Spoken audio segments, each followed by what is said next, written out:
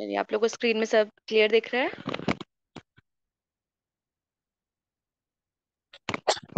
जी ma'am. चलिए फिर पहला सवाल है, अशोक के फूल के स्तवकों में कैसा भाव है? B ma'am, Mohan. कड़वा, मोहन, उदास या सुंदर? बाकी लोग भी बताइए।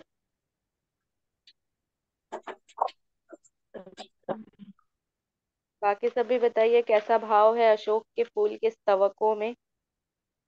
नो मैम, उदास होगा। उदास। और और उदास। सोचिए। उदास जिन उदास जिन मोहन लोगों ने उदास। मोहन मोहन जिन जिन लोगों ने कहा है, मोहन ही सही होगा, क्योंकि अशोक का फूल को देख करके अगर प्रेम का याद आती है, प्रेम की याद आती है, तो उसके स्तवकों में भी तो वही भावना होगी ना। तो मोहन यानी मोह लेने वाला, ठीक है। तो जिन्होंने मोहन कहा है, या जिन जिन लोगों को अगर उदास लग रहा था, उदास उसे देख करके उन्हें फील होता है, ठीक है, वो उदास हो जाते हैं। बस स्तवक नहीं देख करके, पूरे पुष्प को देख करके, वृक्ष को भी देख करके, ठीक है, कि इसका जो महत्व था वो अभी घट चुका है।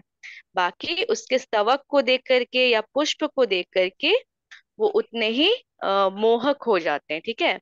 चलिए दूसरा सवाल है, किसने 5 पुष्पों को अपने तुणीर में स्थान दिया है?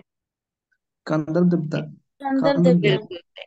अच्छा, अभी इसी के साथ मुझे बताइए, कंदर्प देवता कौन है और उनके कितने पर्यायवाची बताए गए हैं इस पूरे निबंध में? कंदर चार। देवता काम देवता है। उनके काम चार देवता। पर्यायवाची है, गंधर्व है, मनोजन्मा है, एंड हम्म। मार मदन। मोदन। मार। हम्म। और हाँ। और एक चलिए बुध। बढ़िया। मार और मदन, जैसा कि ऐश्वर्य जी ने कहा शायद, ठीक है। तो कंदर्प हुआ, कामदेव हुआ, मनोजन्मा हुए, मार हुए और मदन, मदन से ही मदनोत्सव का की चर्चा की गई थी, ठीक है। और मदन किसके लिए यूज किया गया? मनोजन्मा किसके लिए, मदन किसके लिए, मार किसके लिए, बताइए। मनोजन्मा शिव के लिए। बिल्कुल सही। चलिए अब दूसरा कोई और जवाब देगा। अब बताइए, मनोजन्मा तो शिव हो गए, अब मदन किसके लिए हुआ था? मदन तो मार कर दिया। मार के लिए हुआ था, लेकिन मदनोत्सव जो था वो किस चीज का उत्सव होता था? उस उत्सव में क्या किया जाता था? अच्छा चलिए ये बताइए, अशोक के फूल से जुड़ा एक प्रक्रिया थी ना, कि अशोक के पेड़ की पूजा होती थी, है ना। तो ये व्रत हुआ, पूजा हुआ, यक्ष की पूजा हुई, तो यक्ष की पूजा के अंतर्गत जब पेड़ की पूजा की जाती थी, उसी में उसको मदनोत्सव कहा गया, ठीक है। तो मदनोत्सव आप समझ जाइए, यक्ष से जुड़ा हुआ है, ठीक है। कंदर्प जो है वो गंधर्व से जुड़ा हुआ है, और हमारे मार जो है वो किससे जुड़े हुए हैं, बताइए। बुध देव।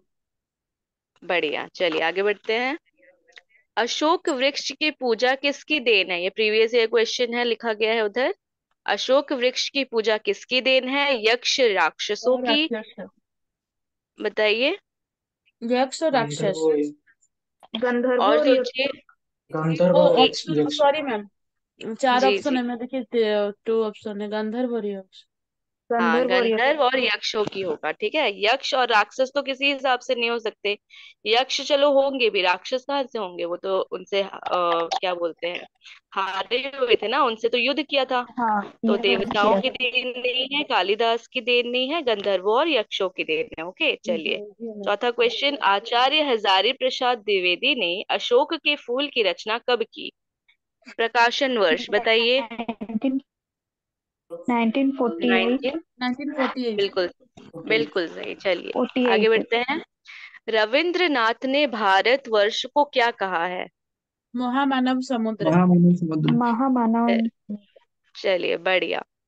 चलिए पांचवा नंबर, छठा नंबर, आर्यों का किन से कोई संघर्ष नहीं हुआ? आपस में, असुरों से, गंधर्वों से या दैत्यों से? किससे कोई संघर्ष नहीं हुआ? गंधर्व। दैत्य से। गंधर्वों से। गंधर्व से। जो गंधर्व कह रहे हैं बिल्कुल सही कह रहे हैं, उनका आपस में भी हो सकता है, आपस में भी हम डाउटफुल है, ठीक है। असुरों से हुआ था संघर्ष, गंधर्व और इसीलिए यक्षों असुर से। हमारे बिल्कुल। असुरों से संघर्ष हुआ था, इसीलिए असुर को हम घृणा की दृष्टि से देखते हैं। दैत्यों से हुआ था, राक्षसों से हुआ था, गंधर्व यक्ष हुए, भालू हुए, वानर हुए, इन सब से उनका संघर्ष नहीं हुआ था। ये उनके सहज मित्र बन गए थे। ओके। चलिए, सातवां प्रश्न। कौन बार बार हारने पर भी झुका नहीं? शिव, बुद्धदेव, विष्णु या कंदर्प? कंदर। कंदर। बिल्कुल सही, क्योंकि वो बार बार कंदर। किस पर प्रहार कर रहे थे, बताइए। बुद्धदेव जी। पर। बिल्कुल सही, बुद्ध बुद्ध देव। देव पर बार बार प्रहार करे थे। विष्णु से क्या वो प्रेम करते थे या क्या करते थे? डरते थे। कंदर्प से। डरते और डरते थे। शिव जी से? शिव जी से हारे हुए थे। हारे हुए थे। और एक हारे और हुए थे। वर्ड, उनकी अग्नि से क्या हुए थे? भस्म हुए भस्म। थे, ध्वस्त हुए भस्म थे। हुए ठीक थे। है। चलिए, बढ़िया। आठवां प्रश्न है, मनोजन्मा देवता ने किस पर बाण चलाया था? शिव जी पर। शिव जी पर। बिल्कुल। शिव जी पर। चलिए, नवा प्रश्न है, कौन से यक्ष बौद्ध धर्म में बोधिसत्वों के शिरोमणि बन गए? वज्रवाहु, वज्रपाणि, आनंद या सारिपुत्र? ये वज्रपाणी। आपका वज्र प्रीवियस ईयर। वज्र वज्रपाणी। वज्रपाणी।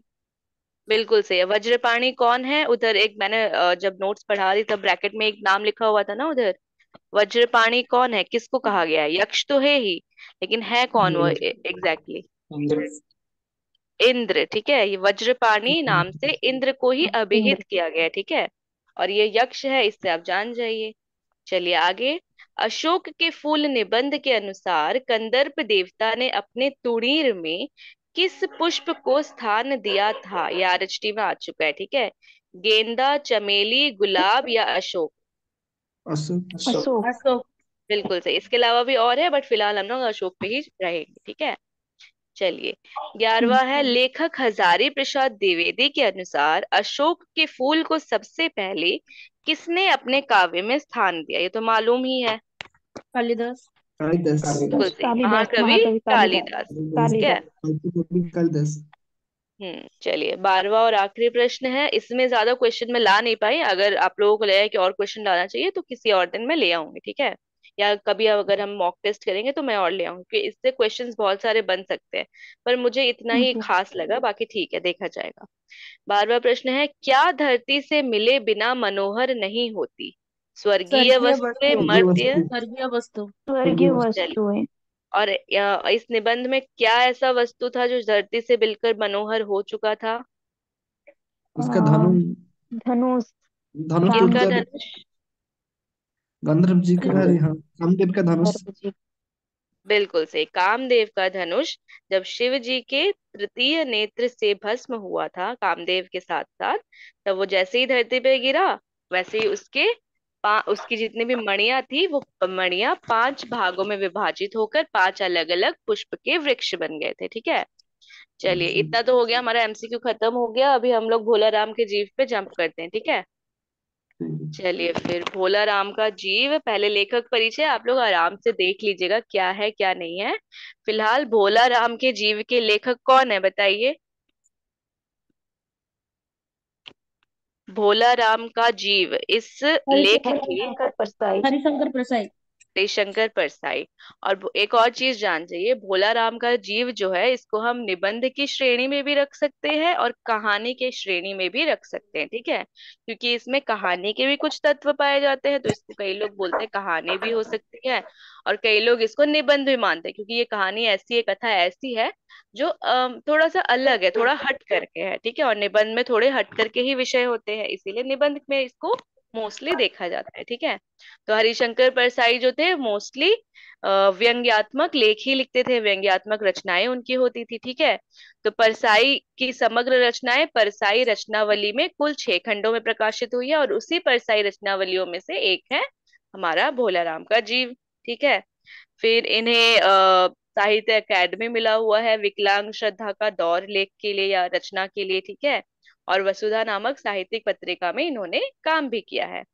चलिए फिर पाठ चर्चा करते हैं। पात्र कौन कौन है इसमें? धर्मराज, चित्रगुप्त, यमदूत, भोला राम का जीव या उसकी आत्मा, नारद मुनि, भोला राम की पत्नी जिसे स्त्री नाम से अभिहित किया गया है पूरे पाठ में, फिर भोला राम के बच्चे, चपरासी और साहब।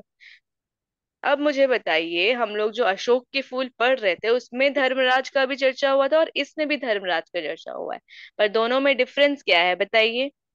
और मैं जिससे पूछूंगी बस वही बताएगा, ठीक है। ऐश्वर्य जी आप बताइए। भोला राम का जीव और अशोक के फूल दोनों में धर्मराज की चर्चा की गई है, क्या दोनों के धर्मराज एक है या भिन्न है? नहीं मैम, अलग अलग है। अलग है मैम। बताइए और फिर। असक के फूल में धर्मराज इंद्रदेव है और यहाँ पे यमराज है। यमराज। बिल्कुल सही। और वैसे इंद्रदेव को क्या नाम से बुलाया जाता है? धर्मराज उसमें बुलाया गया, वैसे क्या नाम बुलाया जाता है? वज्रपाणी। वज्रपाणी। वज्रपाणी। वज्रपाणी उधर बोला गया है, ठीक है। चलिए फिर आगे देखते हैं हम लोग। पाठ समीक्षा, ठीक है। भोला राम का जीव एक सत्य घटना से प्रेरित रचना है। कैसे? कि लेखक ने अपने एक परिचित रिटायर्ड कर्मचारी की दुखपूर्ण यथार्थ घटना से प्रेरित होकर इस कहानी की रचना की। तो कहानी लिखा गया, दैट मीन्स की कथा के हिसाब से बोला गया, ठीक है। तो हमारे जो हरिशंकर परसाई थे, उन्होंने अपने ही किसी जान पहचान के इंसान को देखा, व्यक्ति को देखा जिसके जीवन में ऐसी घटनाएं हो रही थी, तो उसी से जुड़कर, एग्जैक्ट सेम चीज नहीं हो सकता, बस प्रेरित है, ठीक है। प्रभावित है, प्रेरित है, एग्जैक्टली सत्य घटना पर आधारित रचना नहीं है। आधारित होती तो डिट्टो हमें सेम टू सेम रखना पड़ता, बट चूंकि ये प्रेरित रचना है तो कुछ सच है उसमें, कुछ कल्पना है उसमें, ठीक है। और कल्पना इसमें क्या है? इसमें हम लोग इसको धर्मराज या यमराज हुए, यमदूत हुए, चित्रगुप्त हुए, इन सब से हम लोग इसको जोड़ करके देखते हैं, ठीक है। यानी पूर्ण रूप से ये पौराणिक कथाओं के आसपास में लिखी गई है, समझे। चलिए फिर भोला राम का जीव में आगे बढ़ते हैं। पाठ का आरंभ किससे होता है? ऐसा कभी नहीं हुआ था। अब बताइए, पाठ का आरंभ जो होता है इस लाइन से होता है कि ऐसा कभी नहीं हुआ था, तो ये बात कौन कहता है? ये जो कथन है किसका है? ऐसा कभी नहीं हुआ था। क्या लगता है ये किसका कथन हो सकता है? सबसे पहला लाइन ही यही है। लेखक का। हरिशंकर और परसाई का। अच्छा। लेखक। और अच्छा, और अगर मैं बोलूं लेखक नहीं है और कोई पात्र है, तो बताइए कौन चित्रगुप्त। पात्र हो सकता है? चित्रगुप्त मैम। एग्जैक्टली, चित्रगुप्त द्वारा। चित्रगुप्त का कथन है ऐसा कभी नहीं हुआ था, क्योंकि इस निबंध के आरंभ में हम देखेंगे चित्रगुप्त और हमारे जो धर्मराज हैं दोनों मिलके चिंतित हैं कि क्या हो गया है ये, ऐसा तो कभी नहीं हुआ, इतना टाइम हो गया हमें काम करते हुए, कभी तो ऐसी गड़बड़ हुई नहीं, ठीक है। अब यहाँ पे क्या क्या कहा गया है कि धर्मराज लाखों वर्षों से असंख्य आदमियों को कर्म और सिफारिश के आधार पर स्वर्ग या नर्क में उसका निवास स्थान अलॉट करते थे, लेकिन ऐसा आज तक कभी नहीं हुआ था। कैसा नहीं हुआ था? कि कोई एक जीव गायब हो जाए, ठीक है। तो अब यहाँ पे धर्मराज कहा गया, दैट मीन्स कि ये चीज ऑब्वियसली ऐसा कभी नहीं हुआ था, चित्रगुप्त का ही कथन है, ठीक है। कि स्वयं धर्मराज स्वयं को धर्मराज करके थोड़ी बुलाएंगे, ठीक है। चलिए, तो चित्रगुप्त बोलते हैं कि इतने लाखों वर्षों से हम लोग ये काम कर रहे हैं और उनका जो जो कैटेगरी है, कैटेगरी वाइज हम लोग उनको स्वर्ग नर्क भेज रहे हैं, बट ऐसा तो कभी नहीं हुआ था। क्या कभी नहीं हुआ था? कि धर्मराज और चित्रगुप्त दोनों चिंतित थे, बार बार अपने रजिस्टर के पन्ने पलट रहे थे, ठीक है। ये भी एक काल्पनिक चीज है, ठीक है। वो लिखते थे, चित्रगुप्त जो थे वो लिखते थे, हिसाब रखते थे, हमारे पाप पुण्य का लेखा जोखा चित्रगुप्त ही रखते हैं, ये सच बात है। लेकिन इसमें फिलहाल इसको हमारे तत्कालीन जीवन से जोड़ा गया, इसलिए रजिस्टर हुआ, अलॉट हुआ, ये सारे शब्दों का प्रयोग है, ठीक है। फिर इस बीच में हमारे चित्रगुप्त महाराज धर्मराज से कहते हैं कि महाराज रिकॉर्ड सब ठीक है, यानी सब कुछ ठीक है। इतने टाइम से भोलाराम को रिकॉर्ड के अनुसार 5 दिन पहले ही आ जाना चाहिए था, लेकिन अभी तक वो उसका जीव आया ही नहीं है, मतलब उसका जीव लापता है। और केवल वो जीव नहीं, जो उसको लाने के लिए हमने जिस दूत को भेजा था, वो दूत भी गायब है। मतलब 5 दिन से हमारा भोला राम का जीव यानी उसकी आत्मा और उसको आत्मा को लिवाने के लिए जिस दूत को भेजा गया था, दोनों गायब हैं। इसी बीच यमदूत आते हैं, और यमदूत जो है ना, कोई बहुत ही ज्यादा हैंडसम दिखने वाले नहीं थे, सब वैसे ही भयंकर भयंकर दिखते थे और काफी समय से काम कर रहे हैं। अब 5 दिन के बाद लौटे वो यमदूत जो हैं पहले से और ज्यादा कुरूप लग रहे थे, चिंता और परेशानी के कारण, ठीक है। तो उसको देख करके यमराज भी बोलते हैं कि क्या हो गया तुमको, ऐसे क्यों आए हो, 5 दिन से कहाँ थे, ठीक है। तो वो बोलते हैं भोलाराम की आत्मा के विषय में कि यमदूत को चकमा दिया और फरार हो गए, यानी उनको पता चलता है यमराज को कि भोलाराम की आत्मा ने हमारे यमदूत को चकमा दे दिया और गायब हो चुका है। और 5 दिन से यमदूत जो है ब्रह्मांड में उसी को ढूंढ रहे हैं, उसके शहर में नहीं, इंडिया में नहीं, दूसरे विदेशों में नहीं, पूरे के पूरे ब्रह्मांड में उसको खोजे हैं, लेकिन उनको नहीं मिला। तो 5 दिन लग गए उनको ब्रह्मांड भर में उसको तलाशने में। ठीक है।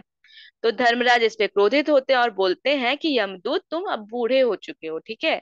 और यमदूत इस पे बोलते हैं कि ये तो इंद्रजाल हो गया। ठीक है। इंद्रजाल होना, यहाँ पे थोड़ा शब्द नहीं समझ आएगा, ये इंद्रजाल है। ठीक है। इंद्रजाल होना एक मुहावरा है, तो बताइए इसका क्या अर्थ हो सकता है। इंद्रजाल होना मुहावरे का अर्थ किसी को कोई आइडिया क्या हो सकता है। जब यमदूत कहते हैं कि मेरे साथ तो इंद्रजाल हो गया, दैट मीन्स क्या लगता है। धोखा। बिल्कुल सही, धोखा। कि मुझे, मैं इतने समय से काम कर रहा हूँ, अभी तक ऐसा कभी नहीं हुआ, लेकिन आज हो गया। क्या इंद्रजाल हो गया कि भोला राम का जीव मेरे हाथों से बच के चला गया। इसी बीच क्या होता है, सब सब परेशान होते हैं, वो भी परेशान होते हैं, चित्रगुप्त भी बोलते हैं। इस बात पे चित्रगुप्त बोलते हैं कि ऐसा झोल पृथ्वी पर आम बात है यार, चीजों का जो गायब होने वाला जो घटना है ना, कि चीजें गायब हो जाती है, तो चित्रगुप्त इस पे व्यंग करते हैं कि पृथ्वी पर ऐसे चीजें पहले भी गायब हो चुकी है। कि अगर हम कोई पार्सल भेजते हैं और वो रेलवे से दूसरे शहर जाता है या दूसरे स्टेट जाता है, वो किसी बीच स्टेशन में ही गायब कर दिया जाता है, मालगाड़ी के डिब्बे रास्ते में गायब हो जाते हैं, राजनीतिक दल विरोधी को गायब करवा देते हैं। तो ये गायब होने का जो सिलसिला है ना, पृथ्वी पर होता रहा है, लेकिन हमारे लोक में पहली बार हुआ है। ठीक है। तो ये सब होता है। धर्मराज हमारे चित्रगुप्त का भी मजाक उड़ाते कि तुम क्या बोल रहे हो, तुमको भी लगता है अभी रिटायरमेंट ले लेना चाहिए। ठीक है। उस पर भी व्यंग्य करते हैं। तो धर्मराज हमारे यमदूत को बोलते हैं तुम बूढ़े हो चुके हो, और हमारे चित्रगुप्त को बोलते हैं कि तुम्हें भी रिटायरमेंट ले ही लेना चाहिए। ठीक है। इसके बाद घूमते घामते आते हैं नारद मुनि, और नारद मुनि देखते हैं कि सब चिंतित है, हो क्या रहा है इधर। तब जाके नारद मुनि को पता चलता है कि एक जीव जो है वो गायब हो चुका है, 5 दिन से मिल नहीं रहा है। तो नारद मुनि अंदेशा लगाते, हो सकता है कि इनकम टैक्स वालों ने उसको रोक लिया हो, क्योंकि आजकल ऐसा होता है ना, इनकम टैक्स अगर नहीं भरे तो वो लोग आपको, इनकम टैक्स अधिकारी कहीं से भी खोज कर निकाल लेंगे। चित्रगुप्त इस पे कहते हैं भोला राम के विषय में कि इनकम होती तो टैक्स देता ना, भूखमरा था बेचारा, यानी भूखमरा था, उसके पास पैसे नहीं थे, बहुत गरीब घर से था। ठीक है। तो इस पर नारद मुनि बोलते हैं ठीक है, तुम मुझे नाम पता बताओ और मैं उसको खोजने चला जाऊंगा। तो ये जो एड्रेस दिया गया है ना भोला राम का, ये जरा आप लोग ध्यान से देखिएगा। जबलपुर, धमापुर, इसको लेकर के क्वेश्चंस आते हैं। ठीक है। तो भोला राम का एड्रेस क्या है, जबलपुर में धमापुर नामक मोहल्ला। ठीक है, धमापुर। ठीक है। और ये कहा था, नाले के किनारे एक टूटा फूटा घर था, वहीं पे रहता था भोला राम। किनके साथ, अपनी पत्नी, 2 लड़के और एक बेटी के साथ। भोला राम की उम्र क्या बताई गई है, 65 साल। सरकारी नौकरी करता था और बीते 5 वर्ष पहले वो रिटायर हो चुका था। और 5 वर्षों से घर में जो इन इन लोगों का फाइनेंशियल कंडीशन था, बहुत खराब था, बहुत विचित्र था, क्योंकि 5 वर्ष हो चुके रिटायरमेंट की और भोला राम को अभी तक पेंशन नहीं मिला, और घर में कमाने वाला और कोई था नहीं। बीवी जाती थी जगह जगह काम करती थी, पर उससे 3 बच्चों को पालना पोसना बहुत मुश्किल हो रहा था। तो भोला राम पहले से ही परेशान था, पर उसने आत्महत्या नहीं की थी, उम्र के कारण उसकी मृत्यु हो गई थी। ठीक है। तो उसके बाद मकान का किराया भी इन लोगों ने 1 साल से नहीं दिया था। मकान मालिक घर से निकालने को इन लोगों को धमकी दे ही रहा था, और इसी बीच भोला राम की मतलब मृत्यु हो जाती है, हत्या तो नहीं, मृत्यु हो जाती है, टेंशन के मारे, उम्र के मारे। ठीक है, ये सब चीजें होती है। तो नारद मुनि जाते हैं कि चलो मैं खोजता हूँ इसका घर, और उनको घर खोजने में आसानी होती है। क्यों? क्योंकि रिसेंटली अगर 5 ही दिन पहले किसी की मृत्यु हुई है तो घर में तो शोक का माहौल होगा ही। तो वही रोना धोना सुन के वो समझ जाते हैं कि भोला राम यहीं रहता होगा, और वहां उनकी पत्नी से मिलते हैं। अब नारद मुनि के अपने रियल अवतार में जाते हैं, बिल्कुल नहीं, वो अपना वेश बदल के जाते हैं, एक पंडित बन के जाते हैं, एक योगी बन के जाते हैं। ठीक है। उनकी पत्नी से बातचीत करते हैं कि बताइए क्या दिक्कत है। पत्नी सब बताती है कि उसके जाने के बाद ये सब हुआ, 5 वर्षों से हमें पेंशन नहीं मिली उनको, और हमारे गहने बर्तन सब जा करके बिक चुके हैं, ठीक है, अब हमारे पास और कुछ रहा नहीं। तो इस पर नारद मुनि बोलते हैं कि अब क्या कर सकते हैं, ऐसा ऐसा। तो फिर वो जो पत्नी होती है, स्त्री होती है भोला राम की, वो उनसे रिक्वेस्ट करती है कि आप ही कुछ कीजिए ना, आप हमारी मदद कीजिए। तो नारद ने पराई स्त्री के चक्कर में हाँ, एक बात है कि नारद मुनि बोलते हैं कि हो सकता है कि पराई स्त्री का चक्कर हो और भोला राम का जीव अभी उसी स्त्री के पास हो। तो वो उसकी पत्नी से पूछते हैं कि क्या भोला राम का चक्कर कहीं और भी चल रहा था। तो पत्नी इस पे क्रोधित हो जाती है कि ये कैसी बात कर रहे हैं, आप इतने ज्ञानी हैं, आप इतने पंडित हैं, और आप ऐसी नीच बातें कर रहे हैं। तो इस पे जो हमारे नारद मुनि एक अच्छी बात कहते हैं कि यह भ्रम अच्छी गृहस्थी का आधार है। भ्रम यानी तुम्हें अपने पति पर शक नहीं है, शक नहीं करती हो मतलब तुम अपने गृहस्थी को संभाल रही हो, ठीक है। मतलब ये नॉर्मल चीज बोल रहे हैं कि तुम अगर शक करती तो घर तो टूट जाता, क्योंकि शक तो कभी ना कभी सच निकल जाता। पर तुम शक नहीं कर रही हो, जो जो चल रहा है वैसे चलने दे रही हो, दैट मीन्स तुम अपने घर को बचा रही हो। पर कब तक, ठीक है।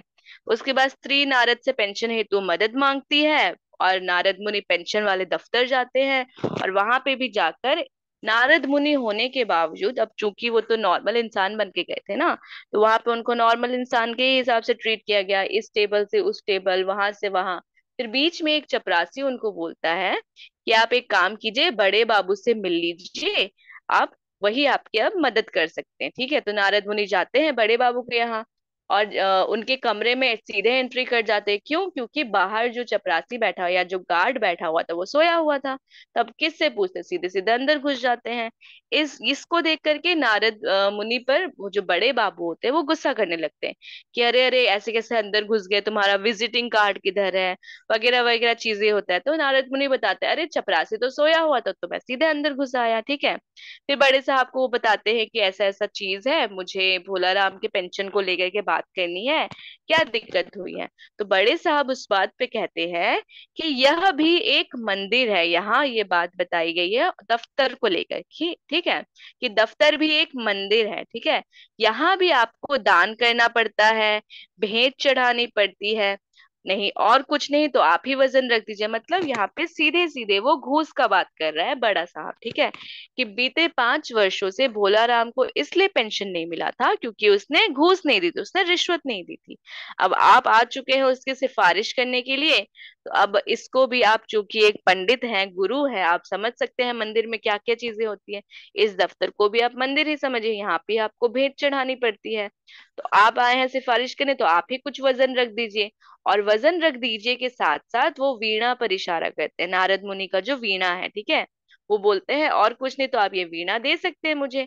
नारद मुनि इस पे थोड़ा हिचकिचाते हैं पर वो दे देते हैं, ठीक है। उसके बाद पेंशन की फाइल आती है, और जैसे ही आती है भोला राम का नाम लिया जाता है। फिर भोला राम, उससे पता चलता है कि भोला राम का जो जीव है पूरे ब्रह्मांड में अपने पेंशन की फाइल में छिपा हुआ था, ठीक है।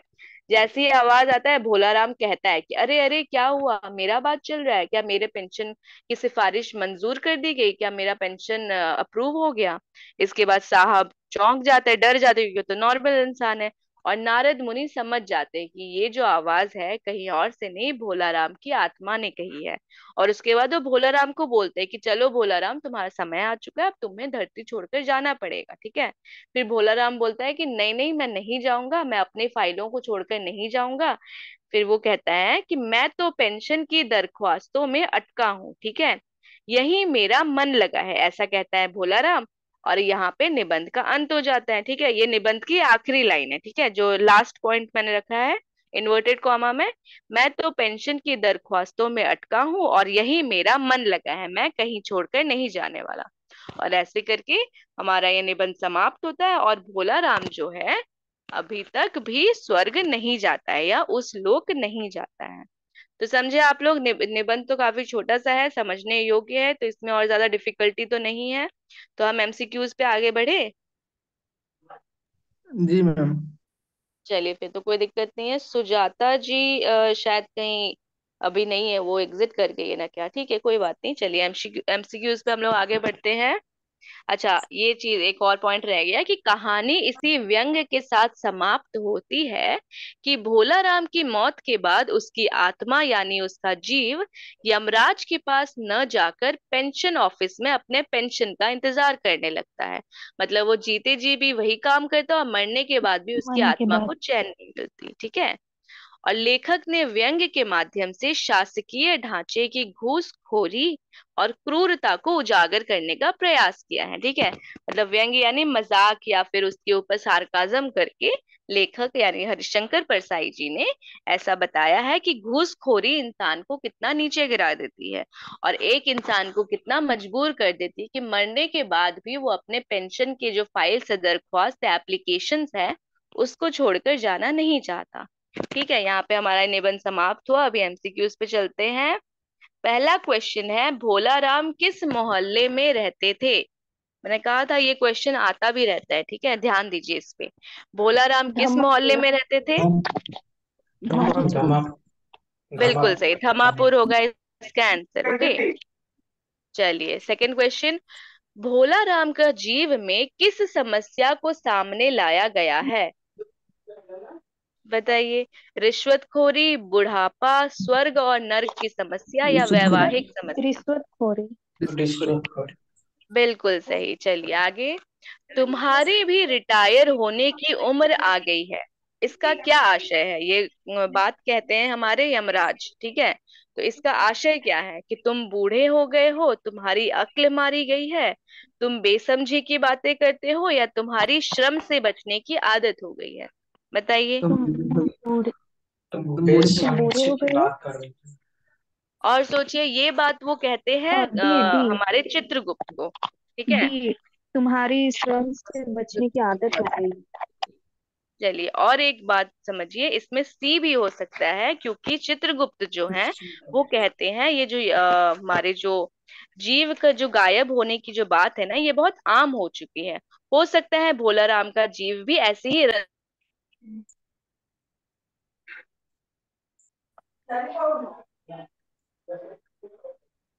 बातें कर रहे हो, बिल्कुल बेसमझी की बातें कर रहे हो। ये कोई जी। चीज है जो कोई चुरा ले जाएगा, जो कोई बीच रास्ते में ले चला जाएगा? ठीक है, तो इसका आंसर थर्ड जी। का सी होगा। ठीक है, तुम बेसमझी की बातें कर रहे हो। ठीक है। जी। ओके। ओके। ओके, चलिए फिर। इंद्रजाल होना मुहावरे का अर्थ क्या है? धोखा होना। धोखा धोखा होना। होना। चलिए बढ़िया, इसका तो आप लोगों ने उसी समय जवाब दे दिया था। आगे बढ़ते हैं। भोला राम का जीव में निम्नलिखित में से किसे आधार बनाकर लेखक ने वर्तमान के शासन तंत्र में फैले भ्रष्टाचार को दिखाया है?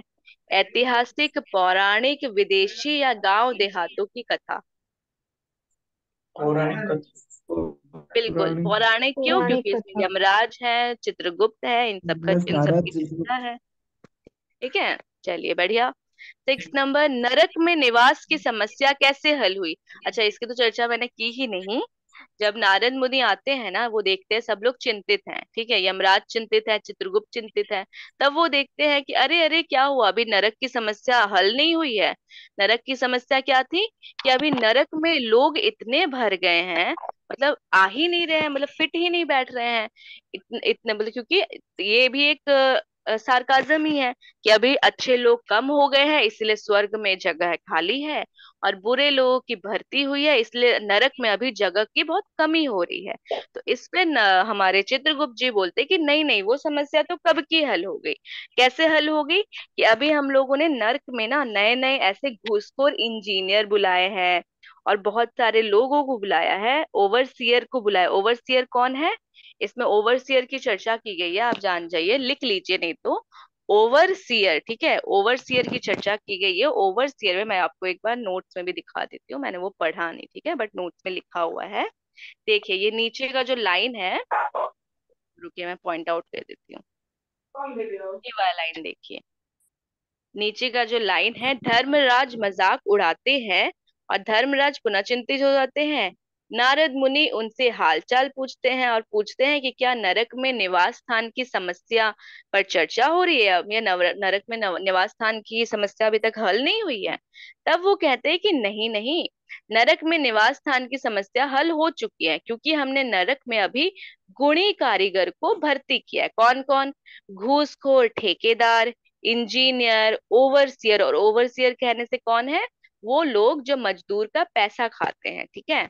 मजदूर अगर वहां पे कोई मजदूर काम नहीं कर रहा होगा, या तो उसके पैसे काट लेते हैं, या तो उसके जगह जा करके उसके हक के पैसे खुद खा जाते हैं, ठीक है। तो इस बात पे, तो यहाँ पर जो हमारे जो धर्मराज बोलते हैं, मतलब चित्रगुप्त जी बोलते हैं कि नहीं नहीं, हमने तो सारे हमारा नर्क का समस्या जो है हल हो चुका है, क्योंकि अभी बहुत सारे लोग ऐसे आ चुके हैं कि वो लोग ऐसे घूसखोरी वाले काम करते हैं। तो चूंकि हमारे पास इंजीनियर्स आ चुके हैं, ये लोग आ चुके हैं, तो ये लोग नए नए रूम बना रहे हैं, बिल्डिंग्स बना रहे हैं, और वहां पे हम लोग और लोगों को भर्ती कर रहे हैं, ठीक है। तो इसका आंसर क्या होगा? सिक्स का, नरक में निवास स्थान की समस्या कैसे हल हुई?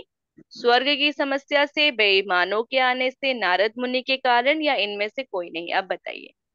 बेईमानों के आने से। बेईमानों के आने से। बिल्कुल सही, बेईमानों के आने से। जो घूसखोर आए हैं उन लोगों के आने से, वो लोग वहां पे भी वही काम कर रहे हैं, और बस चल रहा है नरक का भी काम, ठीक है। चलिए, सातवां प्रश्न है, साहब ने बड़े बाबू से भोला राम के केस की फाइल क्या मिलने के बाद मंगवाई? नारद की नारद। वीणा। नारद की नारद वीणा। की बिल्कुल। वीणा। की वीणा। और ये बड़े बाबू खुद ही मांगते हैं कि अरे, यहाँ पर ये जो दरख्वास्तें हैं ना, पेपर है, ये पेपर क्या होता है? उड़ जाता है, तो इस पे थोड़ा वजन तो रखना पड़ेगा। वजन रखने का मतलब वो ऐसे कुछ बोल नहीं रहे, वो सीधा इशारा कर रहे हैं पैसों पे या कुछ रिश्वत पे, ठीक है। तो बोलते हैं कि अच्छा, आप अगर सिफारिश करने आए हैं तो आप ही वजन रख दीजिए, इस मंदिर में आप ही कुछ दान दे दीजिए। तो वो वीणा मांगते हैं। क्यों मांगते हैं बताइए? वीणा मांगने का कारण क्या होता है? उसकी बेटी की शादी के बेटी लिए की उन्हें शादी के गाना लिए। बजाना सिखाना। बिल्कुल सही, नहीं, वो अपनी बेटी को, गाने उनकी बजाना और बेटी को। गाने बजाना, और में वो वीणा मिलने से उनकी उसकी बेटी के अच्छी घर में शादी शादी। हो जाएगी। अच्छा चलिए, तो वीणा बजाना मतलब वीणा वो अपनी बेटी के लिए ही इनडायरेक्टली मांग रहे थे, ठीक है। चलिए, आठवां प्रश्न है, भोला राम का जीव के लेखक कौन है? ये तो मालूम ही है। हरिशंकर हरिश्चंद्र। प्रसाद। चलिए बढ़िया, बाल मुकुंद गुप्त की चर्चा की गई है, उनके उनके निबंध का नाम क्या है? बनाम लॉर्ड बनाम कर्जन। बनाम Lord Lord Curzon. Curzon. Ramchandra Shukla. क्रोध। क्रोध। क्रोध। क्रोध। हजारी प्रसाद द्विवेदी। अशोक अशोक के अशोक फूल। केसरी। किशोर। चलिए बढ़िया, हमारा तो इस हिसाब से हमारा निबंध पूरा पोर्शन खत्म ही हो गया। नवा प्रश्न है, यमदूत 5 दिनों तक भोला राम के जीव को कहाँ तलाश रहे थे? सारा जबलपुर में, ब्रह्मांड। भारत में, ब्रह्मांड भर में, या सरकारी दफ्तर में? ब्रह्मांड भर ब्रह्मांड में। भर में। ब्रह्मांड भर में। बिल्कुल ब्रह्मांड सही। भर में। और हमारे जो भोला राम थे, वो जहाँ रहते थे धमापुर, वो जबलपुर में ही था, ठीक है, याद रखिएगा। चलिए, 10वां प्रश्न, चित्रगुप्त ने किसे भूखमरा बताया है? भोला राम को। बॉलर। बिल्कुल सही। जब वो पूछते हैं ना कि भोला राम क्या था, कैसा था, वो हो सकता है हमारे नारद मुनि कहते हैं, हो सकता है कि उसको इनकम टैक्स वालों ने रोक लिया हो, तब वो कहते हैं कि अरे भुखमरा था, उसके पास इनकम होता तब ना कोई टैक्स लेता, ठीक है। 11वां प्रश्न, किसने भोला राम की बीमारी के बारे में पूछा था? नारद ने। नारद नारद। मुनि। बिल्कुल सही, नारद ने। भारत क्योंकि में। नारद मुनि आए थे ना पता करने, तो वो सब कुछ पूछ रहे थे कि वो क्या काम करता था, उसको क्या कोई बीमारी थी, या कुछ था उसका, उसकी कोई अधूरी इच्छा थी, या कोई औरत का चक्कर था, तो ये सब उनकी पत्नी से पूछते हैं, ठीक है। चलिए, 12वां प्रश्न, भोला राम की स्त्री किससे मदद मांगती है? नारद नारद से। से। नारद। बिल्कुल सही, जब वो पूछताछ करने आते हैं कि बोलते हैं कि आप ही कुछ बोल दीजिए, कुछ ही कर दीजिए। 13वां, आप ही वजन रख दीजिए, किसने कहा और किससे कहा? सबने नारद साहब ने मुनि से। नारद मुनि से कहा। साहब ने नारद मुनि से। साहब ने बिल्कुल सही, बड़े नारद। साहब जो है वो नारद मुनि से कहते हैं। चलिए बढ़िया। 14वां जो है, पाठ में किसने भोला राम को भूखमरा बताया है? धर्मराज। चित्रगुप्त। चित्रगुप्त ने। चित्रगुप्त ने। बिल्कुल सही, चित्रगुप्त ने भोला राम को भुखमरा बताया, और ये बात किससे कही है उन्होंने? नारद धर्मराज नारद जी मुनि। से। से। नारद बिल्कुल, से। नारद मुनि से, ठीक है। तो ये बात चित्रगुप्त और नारद मुनि के बीच होती है। नारद मुनि सबसे पहले क्या पूछते हैं चित्रगुप्त से कि क्या हुआ, तुम लोग क्या नरक की समस्या को लेके अभी भी परेशान हो, वो समस्या हल नहीं हुई? तब चित्रगुप्त बोलते हैं कि नहीं नहीं, वो तो सॉल्व हो चुका है, हम लोग कोई और बात को लेके परेशान है। तब वो ऐसी ऐसी बातें होती है, ठीक है। चलिए 15वां, ऐसा झोल पृथ्वी पर आम होता चला है। कैसा झोल? रिश्वतखोरी का झोल, गरीबी अमीरी का झोल, लुप्त होने का झोल, या जीवों के गायब होने का झोल? रिश्वत करी का झोल। खोरी का झोल। अच्छा, इसका आंसर होगा सी। जब याद है नारद मुनि और चित्रगुप्त बात कर रहे थे, मतलब सॉरी यमदूत, तब तक नारद मुनि आए नहीं थे, ठीक है। यमदूत और चित्रगुप्त बात कर रहे थे, तो यमदूत बताए थे उसका जीव ना कहीं रास्ते में गायब हो गया, मेरे साथ इंद्रजाल हो गया है। तब चित्रगुप्त बोलते कि हाँ हाँ, ऐसा झोल, ये गायब होने वाला झोल तो बहुत कॉमन हो चुका है पृथ्वी पर, कि चलते ट्रेन से लोगों के पार्सल्स गायब हो जाते हैं, मालगाड़ी के डिब्बे गायब हो जाते हैं, वगैरह वगैरह चीजें गायब हो जाती है। इसी पर बाद में जाकर के धर्मराज चित्रगुप्त पर व्यंग करते हैं कि अब लगता है तुमको भी रिटायरमेंट ले ही लेना चाहिए, पता नहीं कौन सा बिन सर पैर का बात कर रहे हो। एक मामूली से जीव को कौन गायब करेगा, उसको गायब करने से किसको फायदा होगा? तो ऐसा वो उस पे उसी वक्त वो ऐसा बोलते हैं कि तुमको भी लगता है रिटायरमेंट ले ही लेना चाहिए, ठीक है। चलिए फिर ये चीज हुआ हमारा आज का भोला राम का जीव। सब कह भी रहे थे कि छोटा सा चैप्टर है तो जल्दी जल्दी इसको फिनिश करेंगे, फिनिश हो गया। और जैसा सब कहे थे, मैं भाषा विज्ञान या भाषा को लेकर के आज नोट्स लेके आई हूँ। तो आप लोग अगर रेडी हैं तो मैं पढ़ाना शुरू करूंगी, ठीक है। जी मैम। तो बताइए आप सब रेडी हैं? मैंने इसी इसी पीडीएफ में एक साथ ऐड कर लिया है, मैं डायरेक्टली यही शेयर कर दूंगी, आप लोग डिवाइड करके पढ़ लीजिएगा, ठीक है। ओके जी मैम। ये मैं ज्यादा कुछ तो नहीं लाई हूँ, जितना पॉसिबल हुआ मैंने उतना नोट्स बनाया, क्योंकि नोट्स बनाने में भी टाइम लगता है ना। और मैं बुक का भी सीधे सीधे डाल सकते थे पिक्चर्स, बट बुक में क्या है, बहुत ज्यादा एक्सप्लेन किया गया है। और उतना पढ़ते पढ़ते, खासकर हमारे भोलानाथ तिवारी का, इनका जो बुक है ना, ये तो और ज्यादा थोड़ा कंफ्यूजिंग लगता है, ठीक है। और भाषा में इनको पढ़ना ही बेस्ट रहता है, जितना मैं सुनी हूँ अपने टीचर से, मैंने सुना है। तो मैं उसी के हिसाब से मैंने नोट्स भी प्रिपेयर किया, आप लोग एक बार देख लीजिए। और मतलब देख के लीजिए, मैं पढ़ भी रही हूँ, ठीक है। तो पहले हम लोग जानेंगे ध्वनि किसे कहते हैं, ठीक है। तो ध्वनियां जो हैं उच्चारित होती है, और क्या होती है, उच्चारण होने के बाद वक्ता के मुख से श्रोता के कानों तक जाती हैं। सबसे पहला इसका क्या है प्रोसेस? सबसे पहले ध्वनियां वक्ता के मुख से उच्चारित होती हैं, उच्चारित होने के बाद वो श्रोता यानी जो सुन रहा है उसके कानों तक पहुंचती है। और थर्ड प्रोसेस और आखिरी प्रोसेस है, जो सुन रहा है वो उसको सुन लेता है, या उस तक पहुंचने के बाद ही रिसीव्स इट, ओके। तो पहले कोई बोलता है, ध्वनिया उच्चारण करता है, फिर वहां से श्रोता के कानों के पास जाता है और श्रोता उसको रिसीव करता है, ठीक है। अब ध्वनियों का प्रचलित एवं प्राचीन वर्गीकरण किया गया है। स्वर वर्ण और व्यंजन वर्ण, आप सभी ने सुना होगा स्वर वर्ण और व्यंजन वर्ण। स्वर क्या है? जो स्वयं उच्चारित होते हैं। अभी हम लोग ऐसे बैठे बैठे, कोई शब्द भी नहीं आ रहा होगा, लेकिन मुंह से अकस्मात निकल जाता है, कुछ भी निकल जाता है, निकलता है कि नहीं? तो ये सब जो है ये स्वर है हमारे, ठीक है, ये स्वयं उच्चारित होते हैं, ठीक है। और व्यंजन क्या है? व्यंजन वो होते हैं जो स्वरों की सहायता से उच्चारित होते हैं। जैसे कि मैंने यहाँ ऑप्शन मतलब लिख दिया है, जैसे एक सेंटेंस है, मेरा देश भारत, ठीक है। अब मेरा का संधि विच्छेद यहाँ पे किया गया है, म प्लस ए, फिर र प्लस आ, इसको हम लोग मेरा लिखेंगे। देश का विच्छेद है, श, श में कोई मात्रा नहीं लगी है, लेकिन उसमें अ स्वर का व्यंजन उसके साथ मिला हुआ है, सॉरी अ स्वर उसके साथ मिला हुआ है, ठीक है। अगर आप लोग कभी ऐसे संधि विच्छेद आया तो आप लोग को, अगर किसी में कोई मात्रा नहीं लगी है तो उसको हलंत दे करके उसमें अ जोड़ना है, ओके, ये याद रखिएगा, ठीक है। फिर भारत में भी वही चीज हुआ है। तो ऐसे करके स्वर और व्यंजन से जुड़ करके एक शब्द बनता है, ठीक है। और शब्दों के सार्थक समूह को वाक्य कहते हैं, ये सब तो आप लोग जानते ही हैं। और जरूरी नहीं कि शब्दों के समूह को ही वाक्य कहते हैं, कभी कभी एक शब्द भी एक वाक्य होता है। अब बताइए आपको क्या लग रहा है, ये बात सच है, एक शब्द भी कोई वाक्य बन सकता है, या बस वाक्यों का समूह ही कोई वाक्य होता है? बताइए आप शब्द लोग को क्या लगता है, शब्द बस का शब्दों का शब्द समूह का ही कोई समूह। वाक्य हो सकता है, या शब्द का बिना समूह। बिना समूह के भी कोई वाक्य बन सकता है?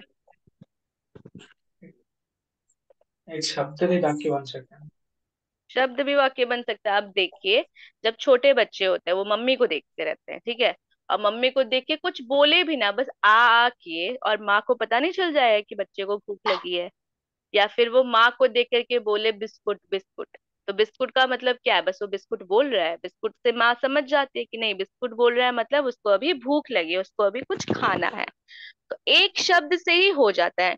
अब जैसे कोई हम लोग स्कूल में एंट्री करते हैं, क्लास में एंट्री करते हैं, हम लोग पूछते हैं कि मैम मे आई कम इन। मैम क्या बोलते हैं, कम इन या आ जाओ। दो वर्ड्स हैं, उनके समूह से एक सेंटेंस बन गया, आ जाओ।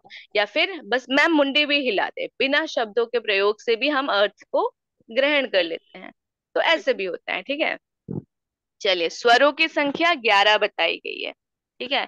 ये तो आप लोग जानते हैं, अ आ ई, बड़ी ई, फिर रू, फिर ऊ बड़ी ऊ, ए ऐ ओ औ, दैट्स इट। फिर अंग अह जो होते हैं वो हमारे आयोग वाह होते हैं, ठीक है। अंग अह को व्यंजन वर्ण की संज्ञा दी जाती है, व्यंजन वर्ण में उसको रखा जाता है। और व्यंजन वर्ण की संख्या 41 बताई गई है। टोटल कितने हुए फिर, टोटल वर्णों की संख्या कितनी हुई हिंदी वर्णमाला के अंतर्गत? 52। 52, 52। बिल्कुल। और 52 में 11 जो है वो स्वर वर्ण है, और 41 जो है वो व्यंजन वर्ण है। और 41 में भी टोटल मूल रूप से 33 जो है मूल वर्ण है, ठीक है, मूल व्यंजन वर्ण है। और उन 33 के बाद उसमें से और दो है, वो आयोग वाह है, जो हम लोग अंग और अह पढ़ते हैं, अनुस्वार और हमारा जो अह, वो हुआ आयोग वाह। फिर उत्क्षिप्त क्या हुआ ये अगले क्लास में बताऊंगी। और चार जो है वो संयुक्त है, ठीक है। ये सभी हमारा जो हमारा अक्ष है, त्र है, ये सब चीज यही सब है, ठीक है। चलिए, तो व्यंजन वर्ण हम जान गए, स्वर वर्ण जान गए। कितना इसको लेके भी बहुत कंफ्यूजन होता है कभी कभी कि कितने स्वर वर्ण है, कितने व्यंजन है ना। हर बार ये बदलते भी रहते हैं, पहले तो बहुत ज्यादा होते, पहले तो अंग अह भी स्वर में बहुत सारे लोग ऐड भी कर देते हैं, पर नहीं, टोटल 11 ही है, 13 नहीं होते हैं, ठीक है। चलिए, अब स्वरों का वर्गीकरण होता है। ये वाला क्वेश्चन आया है, जीभ के आधार पर जो स्वरों का वर्गीकरण है, इसको लेके क्वेश्चन आता है, मुझे जितना मालूम है। ओएसएस टीईटी में तो आया था, अब हो सकता है इसमें भी आएगा। आप लोगों को क्या लगता है, आ सकता आता है ये है, सवाल? आता आता है, है ना? वो भी आता है। लुंठित वर्ण, काकल्य वर्ण, ये सब भी आता है। बिल्कुल, बिल्कुल, सजातीय वर्ण, अजातीय वर्ण। पहले तो नहीं बिल्कुल। आता था, अभी काफी ज्यादा गहराई से भी पूछने लगा है। मैंने तो देखा था अभी अभी यही 2023 का जो ओएसएस टीईटी का मैं क्वेश्चन पेपर देख रही थी, उसमें जीव को लेकर के क्वेश्चन था कि जीव के भाग में मध्य में कौन सा स्वर वर्ण रहता है, ऐसा एक क्वेश्चन था ना शायद। रुकिए, मुझे लग रहा है कि हाँ ये वाला क्वेश्चन आया हुआ था, ठीक है। या फिर शायद मैं डाउट कर रही हूँ, बट हाँ जीव को लेकर के एक क्वेश्चन तो था। आप लोगों को क्या लगता है, आप लोगों ने देखा है 2023 का क्वेश्चन, या किसी ने दिया है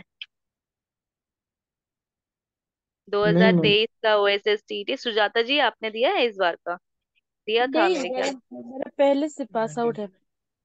अच्छा अच्छा, पास आउट है, चलिए बढ़िया, फिर तो क्या ही टेंशन है। बट मेरे पास इस साल का जो क्वेश्चन पेपर है मेरे पास आया था, उसमें जीव को लेके क्वेश्चन था, ठीक है। तो चलिए, स्वरों का वर्गीकरण जीव के आधार पर, मतलब स्वर जो है हमारे मुख के बहुत सारे भाग है, उसमें से उच्चारित होते हैं या उसमें से निकलते हैं। जीभ हुआ, तालु हुआ, ओष्ठ हुआ, ठीक है। तो फिलहाल हम इन चार की चर्चा करेंगे, फिर अगले क्लास में बाकी की चर्चा करेंगे, ठीक है। तो जीभ के आधार पर स्वर जो है तीन भागों से निकलते हैं, अग्र यानी आगे वाला पोर्शन, ठीक है, मध्य यानी बीच का, और पश्च यानी लास्ट। आप जब इसको क्लास के बाद बैठ के खुद भी उच्चारण करेंगे ना, आपको पता चल जाएगा। ये जो ध्वनि है ना, इसको समझने के लिए आपको खुद ध्वनि में एकदम सटीक रहना बहुत आवश्यक है। श कैसे बोलते हैं, स कैसे बोलते हैं, दंत्य स कैसे बोलते हैं, तालव्य श कैसे बोलते हैं। तालव्य श को तालव्य ही क्यों कहा गया, क्योंकि वो तालु से उच्चारित होता है। दंत्य स को दंत्य स ही क्यों कहा गया, क्योंकि वो दांतों की मदद से उच्चारित होता है। वैसे ही है ना, दंत, फिर त हुआ, थ हुआ, ये सभी दंत्य वाले भाग में ही आता है ना। तो ये सब अगर आप खुद भी उच्चारण एकदम परफेक्ट रहेगा ना आप लोग का, तो आप लोग को ये वाला पोर्शन स्वर या वर्ण हुआ या व्यंजन हुआ, ये सब पढ़ने में उतना दिक्कत होगा भी नहीं, ठीक है। तो जीभ के अग्रभाग से ई और बड़ी ई, ए और ऐ, ये आपका निकलता है। मध्य में अ और आ निकलता है, और पश्चिम में ऊ और ऊ, ओ, औ। आप जब बोलेंगे भी ना तो आपको लगेगा कि हाँ, लास्ट में थोड़ा सा हल्का सा कुछ प्रेशर पड़ रहा है, ठीक है। तो ये बस जीभ के भाग के सहारे ये स्वर जो है निकलते हैं, ठीक है। उससे बोले नहीं जाते। अब जीभ तो मेन हमारा हेल्प करता है ना बोलने के लिए, तो उसी के सहारे। तो अग्र के ज्यादा, जहाँ पे अग्र का ज्यादा प्रयोग होता है वहां पे ई और ये सारे चार निकलते हैं। जहाँ मध्य का ज्यादा प्रेशर पड़ता है वहां पे अ और आ निकलता है, और जहाँ पश्च निकलता है वहां पे ये। और औ के बाद में जो अ दिया गया है, बताइए ये जो औ के बाद में जो अ दिया गया है, क्या ये हिंदी वर्णमाला के अंतर्गत है या ये किसी पाश्चात्य से जुड़ा हुआ है? पाश्चात्य से जुड़ा हुआ है। बिल्कुल सही। जितने भी अंग्रेजी के शब्द हैं, एग्जाम्पल दीजिए, कौन से शब्द है जिसमें ये वाला जो स्वर है इसका प्रयोग किया जाता है? डॉक्टर। बिल्कुल। डॉक्टर हुआ, कॉपी हुआ, या कुछ भी चीज हुआ जिसमें ओ कॉलेज। का साउंड कॉलेज है। हुआ। कॉलेज हुआ, बिल्कुल सही। जिसमें ओ का साउंड आता है उसमें हमारा ये चीज यूज होता है, और ये मोस्टली अंग्रेजी शब्दों के लिए ही प्रयोग में आता है, हिंदी के शब्दों में ऐसा कुछ नहीं होता, ठीक है। तो हमारा जीभ के आधार पर होगा। अब जीभ का व्यवहृत भाग, ठीक है। व्यवहृत भाग मतलब जिसका व्यवहार होता है। ऊपर जो दिया गया है, ये भी व्यवहार में होता है, लेकिन ये ऑटोमेटिक है, इस पे हम लोग कुछ जोर नहीं दे सकते। लेकिन ये जो व्यवहृत भाग है, जिसमें जीभ जो है, जीव का मूवमेंट होता है, ठीक है। फर्स्ट वाला जो है वो तो ऑटोमेटिक रहता है, उस पर हम लोग कंट्रोल नहीं कर सकते। लेकिन सेकंड वाला जो है जीव का व्यवहृत भाग, मतलब जीव का उसमें प्रयोग होता है। वो ऊपर जाता है, नीचे जाता है, या एकदम स्टिफ रहता है, ये सब इसमें देखा जाता है, ठीक है। जैसे एक है संवृत स्वर। संवृत स्वर मतलब जब जीभ जो है ऊपर तालु के पास रहती है। आप जब ई का उच्चारण करेंगे, आपको लगेगा जो जीभ जो है हल्का सा ऊपर रहता है। और जब हम आ का उच्चारण करेंगे जो, तब जीभ पूरा का पूरा नीचे ही रहता है। और ये जो अर्ध संवृत और अर्ध विवृत है, ये तो बस मुझे लगता है बस एक्स्ट्रा दिया गया है। ये तो एक ही चीज हो गया बोलने पर, बस वही है, संवृत के पास विवृत के पास, ये बस ऐसे ही मुझे लग रहा है। क्यों ये वाला ऑप्शन दिया गया, इसको सीधे संवृत और विवृत में भी ऐड किया जा सकता था, कोई उसमें दिक्कत नहीं था, ठीक है। पर चलिए ये भी देख लीजिए आप, बस इसको जब खुद भी उच्चारण करेंगे ना आपको पता चलेगा कि हाँ, ये ई जो है ये थोड़ा सा इसमें टंग हमारा ऊपर रहता है। लेकिन जब आ का उच्चारण कहते हैं, मुंह तो पूरा खुला रहता है, और पूरा खुला मुंह में हम टंग को ऊपर नहीं कर सकते हैं। पूरे खुले मुंह में हमको हमारा टंग नीचे ही रहता है, दैट्स वेरी ऑटोमेटिक थिंग, ठीक है। और ऐ जो है, ऐ में भी खुला रहता है मुंह, लेकिन कंप्लीटली नहीं खुला रहता। ओ में भी खुला रहता है पर कंप्लीटली नहीं खुला रहता। ऐ हुआ, सॉरी, औ मैं वो कह रही थी, लास्ट वाला जो अर्ध विवृत है, विवृत मतलब थोड़ा सा गोल, ठीक है। तो जैसे अर्ध विवृत ऐ, अ, औ, इस सब में भी मुंह पूरा खुला रहता है, लेकिन हल्का सा। आ में एकदम कंप्लीट रहता है, और अर्ध हुआ आधा, ठीक है। तो इसीलिए इसको अर्ध विवृत में रखा गया। और अर्ध संवृत में ए, ए और ओ, ये भी हल्का हल्का, पता नहीं क्यों उसमें डाला गया, बट चलिए ये बस जानने की बात है। लेकिन इसको लेके क्वेश्चन आ सकते हैं। जब नंबर 1 पॉइंट से क्वेश्चन आया है ओएसएस टीटी में इस बार 2023 में, तो आप लोग इस सब पे भी थोड़ा ध्यान दीजिएगा। नहीं तो आप लोग बस इसका एक बार खुद भी उच्चारण करके आप लोग याद कर लेंगे ना, तो इसको समझने में उतनी दिक्कत नहीं होगी, ठीक है। उच्चारण बस सही से करने की देर है, बाकी इसको आप, एग्जाम में भी क्वेश्चन आएगा तो आप खुद भी मन में बैठे बैठे या वहीं पे हल्का हल्का उच्चारण करके आपको अंदाजा लग जाएगा कि हाँ इसका यही हो सकता है, ठीक है। तो इसको याद करने का मैं आपको नहीं बोलूंगी, आपको ये किताब पढ़ना चाहिए, ये किताब पढ़नी चाहिए, मेरे नोट्स पढ़ने चाहिए। इसको याद करने का सबसे पहला और आखिरी सहारा आप स्वयं है, ठीक है। आप लोगों को खुद उच्चारण करके एक बार खुद देखना चाहिए। जो जो मैं इसमें, जैसे जीभ के आधार पर मैंने 3 बताए, आप लोग खुद बैठ के क्लास के बाद इसको उच्चारण करके देखिए जब भी फ्री हो, ठीक है। तो आपको एक कंफर्मेशन मिल जाए कि हाँ ये चीज तो सही है, ये चीज भी सही है। तो after confirmation, after practical experience, आप समझ जाएं कि हाँ चलो ये बात तो सही है। अग्र मध्य पश्च क्या हुआ, संवृत क्या हुआ, विवृत क्या हुआ, ठीक है। चलिए अब ओष्ठों की स्थिति। ओष्ठों की स्थिति मतलब ओष्ठ किसको कहा गया है यहाँ पे? ओठ। खुलना। ओठ। बिल्कुल सही। अब ओष्ठ में तो आपको जैसे यहाँ पे दिया गया है, इन सब का वृत्तमुखी और आवृत्तमुखी, ठीक है। वृत्तमुखी मतलब और आवृत्तमुखी मतलब क्या समझते हैं?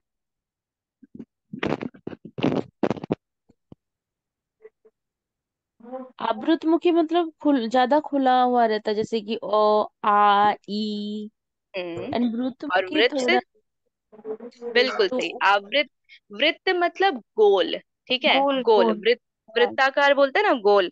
और आवृत्त मतलब वो गोल नहीं है, उसका कुछ एक शेप नहीं, वो हाँ। एकदम हो चुका है, बैलेंस से बाहर जा चुका है। जैसे आ हुआ, आ में उसको हम गोल नहीं बोलेंगे, वो एकदम हो चुका, लिमिटलेस हो चुका, उससे बड़ा और मुंह हमारा खुल नहीं सकता है। लेकिन ऊ हुआ, ओ हुआ, औ हुआ, इसमें एक लिमिटेड हमारा मुंह खुलता है, इसमें गोल बनता है। इसको इस शेप हम लोग दे सकते हैं, जैसे सीटी मारते हैं, हल्का सा मुंह खोलते हैं, लेकिन चिल्लाने के लिए क्या हल्का सा मुंह खोलना होता है? बिल्कुल नहीं। उसमें हमारा वृत्त जो है वो आवृत्त बन जाता है। आ मतलब नेगेटिव, विलोम हो गया उसका। वृत्त हुआ शब्द और उसका विलोम हुआ हमारा आवृत्त। ठीक है, समझे? अच्छा ये बताइए, मैंने अभी जो इतना सब कुछ बताया है, आप लोग को समझ आ रहा है कि नहीं, या कुछ लग रहा है कि थोड़ा कंफ्यूजिंग है? कंफ्यूजिंग। इससे पहले जैसे कि हम पढ़े थे, पहले आता है जो शोर की वर्गीकरण आता है, समय के आधार पर भी एक है, जिसको हम कह सकते हैं कि उच्चारण में लगने वाले समय के आधार पर दो प्रकार होता है, जो कि आप यहाँ पे बताए शायद ह्रस्व स्वर और एक दीर्घ स्वर रहता है मैम, और एक यहाँ पे लुप्त देखिए स्वर मात्रा है। में मैंने दिया है, आप चौथा पॉइंट देखिए, हाँ मात्रा के आधार पर, है ना? और हाँ। बताइए। और और एक जो है कि सक्रियता, जो आप बता चुके हैं, जीवा की सक्रिय के आधार पर तीन आप बता चुके हैं, अग्र स्वर, मध्य स्वर और पश्च स्वर।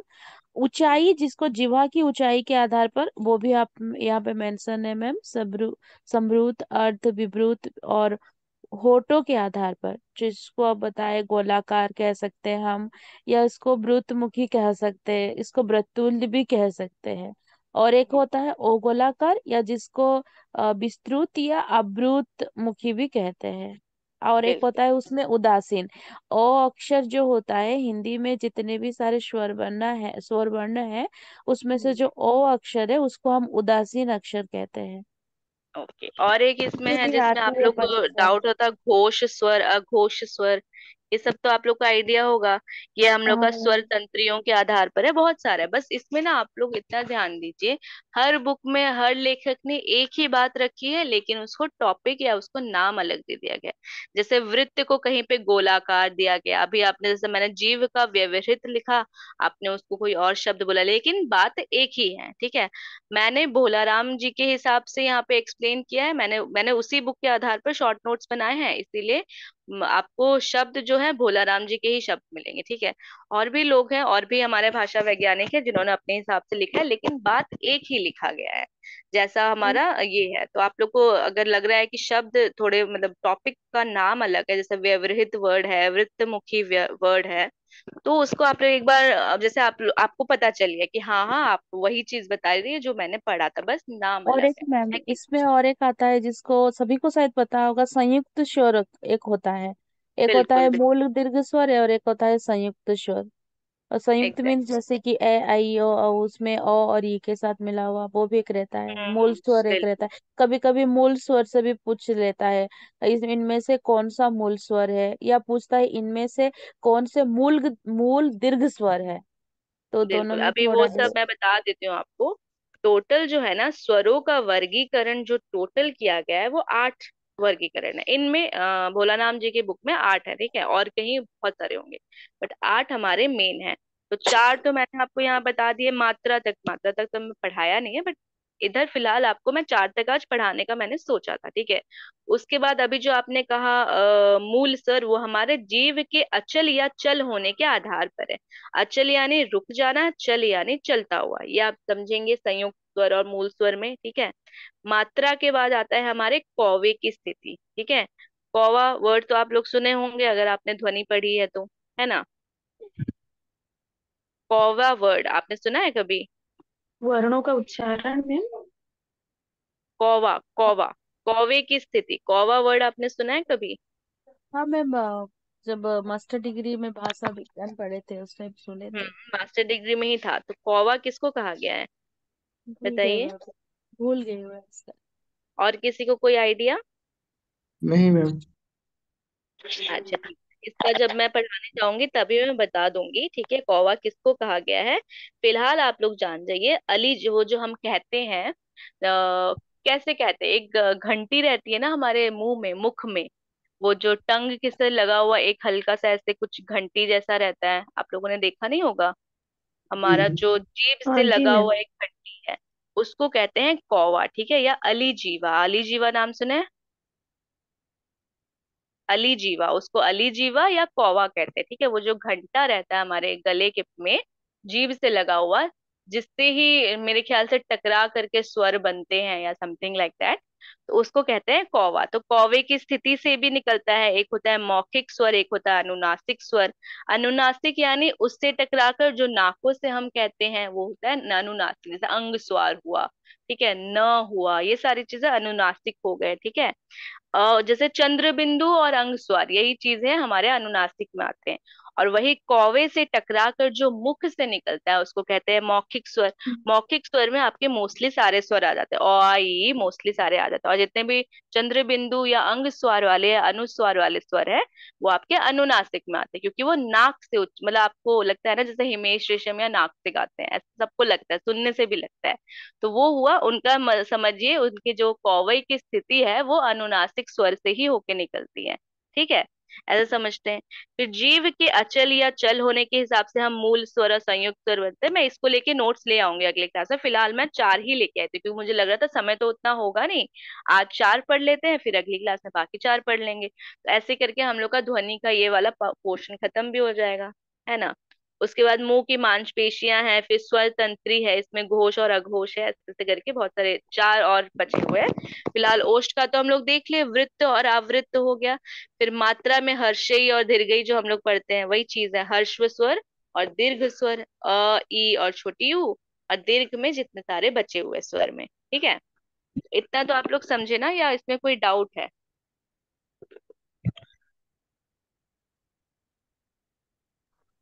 Hello ma'am.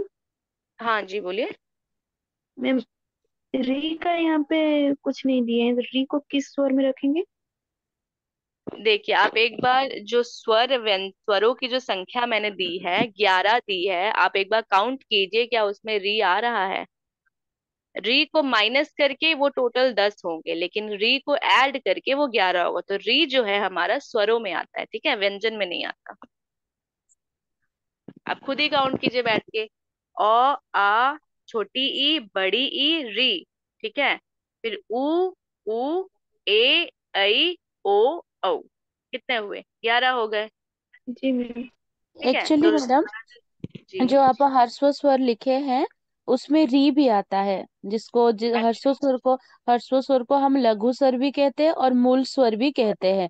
अच्छा, एक्चुअली स्वर की जो विभाजन किया गया है, उत्पत्ति मेरे हिसाब से मुझे जितनी पता है, उत्पत्ति के आधार पर दो होता है, एक होता है हर्स्व स्वर और एक होता है जिसको हम दीर्घ स्वर कहते हैं।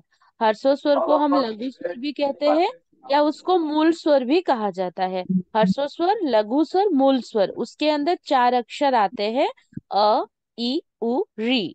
और जिसको हम दीर्घ स्वर कहते हैं उसको गुरु स्वर भी कहा जाता है और उसको संधि स्वर भी कहा जाता है। बाकी जितने सारे स्वर वर्ण रह गए उसमें आ जाता है, जैसे कि आ ई उ ऐ ओ। और उसी में से मैम कभी कभी सवाल आता है, अभी ऐसे सवाल आरएसटी में भी आने लगा है, हालांकि ये तो थोड़ा टॉप लेवल पे जैसे कि यूपीएससी सब में आता था पहले, लेकिन अभी उड़ीसा गवर्नमेंट में भी आ रहा है। और इसका जिक्र 10th स्टैंडर्ड की बुक में भी हुआ है, जो हमारे स्टेट बोर्ड का गवर्नमेंट है, उसमें जिसको कहा जाता है जो दीर्घ स्वर है और गुरु स्वर है, उसको दो भाग में बांटा गया है। एक है मूल दीर्घ स्वर और इस एक को कहा जाता है संयुक्त स्वर। मूल दीर्घ स्वर को हम सजातीय स्वर कहते हैं और संयुक्त स्वर को हम विजातीय स्वर कहते हैं मैम। ओके ओके, ठीक है। मात्रा को तो फिलहाल मैंने दो ही रखा है, आप जो कह रही है इसमें भोलाराम जी के भी बुक में उसको लेके, और मैंने कहा ना मैं आज बस इतना ही लिमिटेड, बाकी और लेके आऊंगी, ठीक है। मात्रा को मैं और थोड़ा डिस्क्राइब करके बोल दूंगी, आपने भी कहा जैसे। इसमें भी दिया गया हर्ष स्वर तो है और दीर्घ स्वर है, ठीक है। और इसके अलावा भी और दो भेद है इसके, हर्स्वार्ध, यानी जिसमें जो स्वर है उसके लास्ट में अ का हमें साउंड आता है, जैसे कि हम लोग बोलते हैं विश्व या विश्व बोलते हैं, और एक होता है विश्व। इसके अंत में हमें अ का साउंड सुनाई देता है। फिर स्टेशन, या बोलते हैं जैसे ओडिया में भी बोलते हैं स्टेशन अ, ठीक है, उसमें ओ का साउंड आता है। स्टूल स्त्री ऐसे होता है। तो ये सब हमारा हर्षवार्ध हो गया, ठीक है, क्योंकि उसके अंत में हमें हर्ष स्वर का आभास होता है। अ हुआ, ई हुआ, जिन जिन के एंड में हमें हर्ष स्वर का आभास होता है, वो हमारा हर्षवार्ध हो गया, यानी हर्ष का एक छोटा सा पोर्शन, ये गौण पोर्शन हो गया, ठीक है। और वैसे ही प्लुत स्वर भी हुआ, ये दीर्घ से थोड़ा सा और दीर्घ है। प्लुत, ये वर्ड तो काफी लोग सुने होंगे। प्लुत, जैसे कि ओम का उच्चारण जब हम कहते हैं करते हैं, तो ओम को थोड़ा लंबा बोलते हैं ना, ओम पूरा बोलते हैं, तो उसमें भी थोड़ा सा उससे प्रेशर पड़ता है, दीर्घ दीर्घ निश्वास के साथ उसको बोलते हैं। तो ये सब चीजें भी हैं। तो ठीक है, मैं इसको और थोड़ा एक्सप्लेन करके, मात्रा को और थोड़ा एक्सप्लेन करके ले आऊंगी। मुझे लगा कि उतना नहीं आता होगा, बट चलिए ठीक है, आप कह रही है उतना आता है, तो मात्रा को मैं और थोड़ा सा उसके और एक्सप्लेनेशन ले आऊंगी। फिलहाल तो ओष्ठों तक मेरे ख्याल से इतना काफी है, इससे ज्यादा और कुछ जानने की आवश्यकता नहीं है। या आप लोग को लग रहा है कि और भी इसके कुछ पोर्शन है?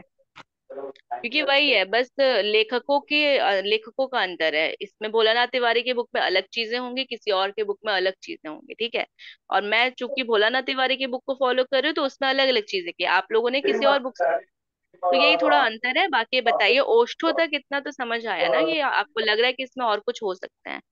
नहीं मैम, समझ में आ समझ ओके। आई। मात्रा को लेकर के, मात्रा से लेकर के मैं स्वर तंत्री तक, टोटल 8 जितने हैं, अगले क्लास में फिर मात्रा को लेकर के शुरू कर दूंगी। एंड हम मेरे ख्याल से ओष्ठ को खत्म कर देंगे, टोटल ये जो स्वर के जितने भी भेद है ना, इसको खत्म कर देंगे।